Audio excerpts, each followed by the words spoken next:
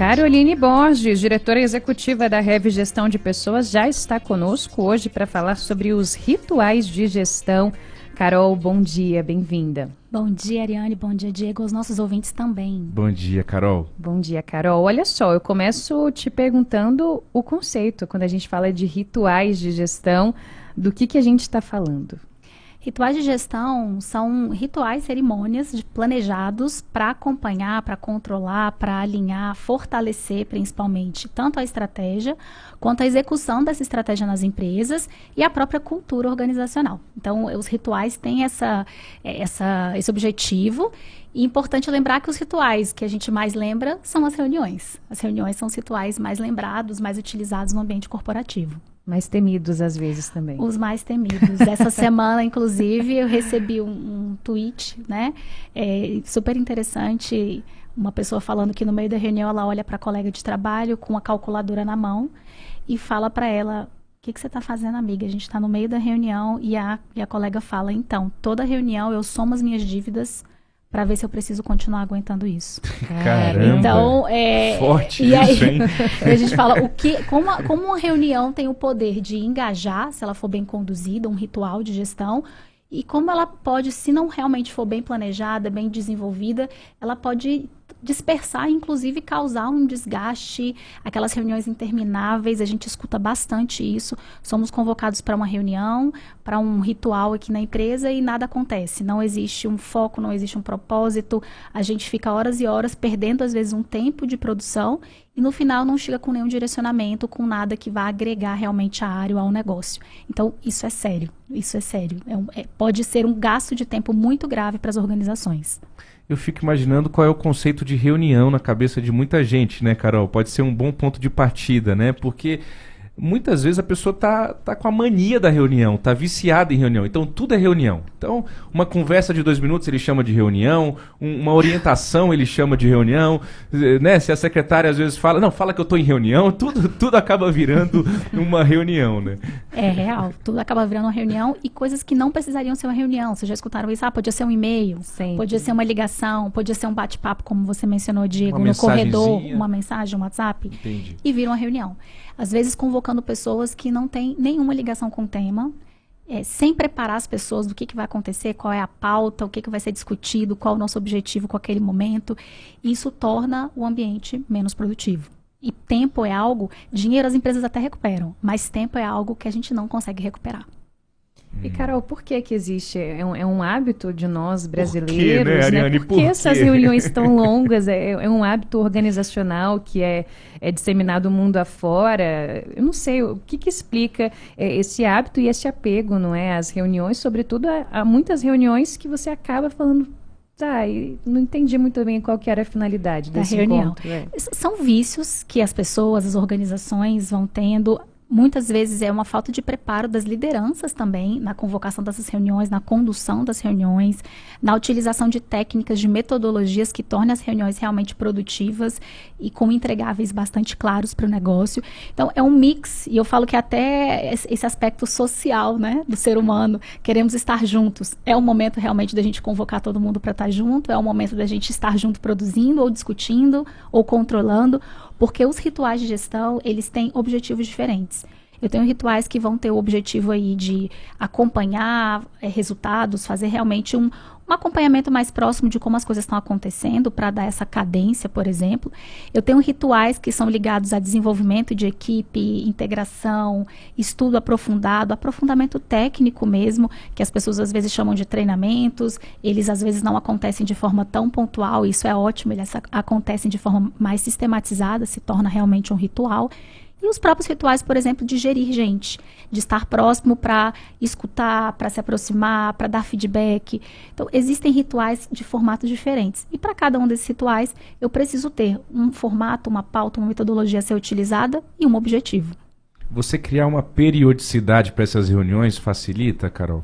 Demais. Na verdade, quando a gente fala de ritual, a palavra chega a ser interessante, é algo religioso. Sim. Não. Quando você fala de ritual, é algo que tem que ter uma frequência pré-estabelecida, como você mencionou. É importantíssimo que para um ritual ele ser produtivo, haja uma duração pré-estabelecida. Então, eu não vou ter uma reunião ad eterno. Começa às 9 da manhã e vai até 2 da tarde. Igual festa rave, né? E não tem hora para termina. começar, não tem hora para terminar. Eu preciso ter um horário. Qual é o horário? As pessoas precisam liberar agenda para outras situações, outras questões, outras demandas. Então, precisa ter um horário pré-estabelecido. Caso eu tenha um material que as pessoas precisem ler, precisem estar a par, para que elas já cheguem preparadas na reunião e a gente ganhe tempo. Envie esse material com antecedência. Então, além da pauta, o próprio conteúdo em si, que vai ser trabalhado ou aprofundado. E é importante que haja sempre um mediador. Esse mediador, a liderança, e que, se não for a liderança, o responsável, a gente fala o owner, né? O proprietário dessa reunião, dessa condução, ele tem que estar preparado. Às vezes vai parecer aquela pessoa chata da reunião que fala, olha, já deu, está saindo do foco, vamos voltar. É muito comum sair do foco nas reuniões. Então, é um exercício também constante, até que a metodologia esteja bem estabelecida, o formato da reunião esteja bem estabelecido, no momento inicial é chato, e tem que ter alguém puxando e conduzindo. Agora são 8h23, esta é a coluna Empreende Brasília, sempre às quintas-feiras, com Caroline Borges, da Rev Gestão de Pessoas, aqui no Jornal Nova Brasil Brasília. Carol, agora a gente não pode também demonizar as reuniões, né? Como você disse, se bem colocadas, se bem feitas e bem estruturadas, elas são muito importantes para as empresas. E como que faz, então? O que a gente pode dar de dica, sobretudo para os gestores, para que essas reuniões e esses ritos funcionem bem e ajudem a empresa a crescer? Joia, a gente já citou essas dicas iniciais de ter uma periodicidade. Então, por exemplo, eu vou ter reuniões semanais de acompanhamento das áreas, dos resultados das áreas. Eu terei reuniões mensais com todo mundo para apresentar resultado e promover uma integração do time. Comemorar, por exemplo, reuniões de comemoração também, de reconhecimento, elas são importantes. Pelo contrário, como as pessoas às vezes imaginam, de que reunião, como você mencionou, Ariane, é ruim sempre? Não, ela é extremamente necessária. Os rituais, como a gente mencionou, reforçam estratégia, reforçam cultura, e eu tenho que saber estabelecer para a minha empresa o que faz sentido para o meu negócio. Eu vou começar a implementar que tipo de ritual? Eu preciso ter primeiro a disciplina. Se a sua empresa ainda não tem isso de forma sistematizada, ou já teve e se perdeu, eu preciso ter a disciplina para começar a reimplementar isso no negócio, isso acontecer, isso ser conduzido numa metodologia, numa carga horária específica. Eu preciso ter rituais ligados à gestão de pessoas, então esses feedbacks, essas rodadas de feedbacks. Eu conheço empresas que fazem mensal, empresas que têm aí 40 colaboradores e fazem feedback mensal, 15 minutinhos com cada um, mas os sócios param para fazer o feedback com os colaboradores mensalmente. É importante que isso aconteça. Os treinamentos, de vez em quando acontece. Será que não dá para estabelecer uma reunião técnica a cada 15 dias? Às vezes tem algumas empresas que têm semanais, discussões técnicas a respeito de entrega, a respeito de produto que está indo para a mão do cliente. É extremamente relevante. Você afina, né, toda a produção da sua empresa, a entrega da sua empresa, aumenta o nível de satisfação do cliente e, principalmente, estabelecendo que metodologia eu vou utilizar na reunião. Eu vou utilizar algum método ágil para que isso seja rápido? Quanto tempo cada pessoa tem para falar? Qual é o foco? Qual é a pauta que tem que ser utilizada, estabelecida? Quais são as pessoas que têm que estar envolvidas nessa reunião?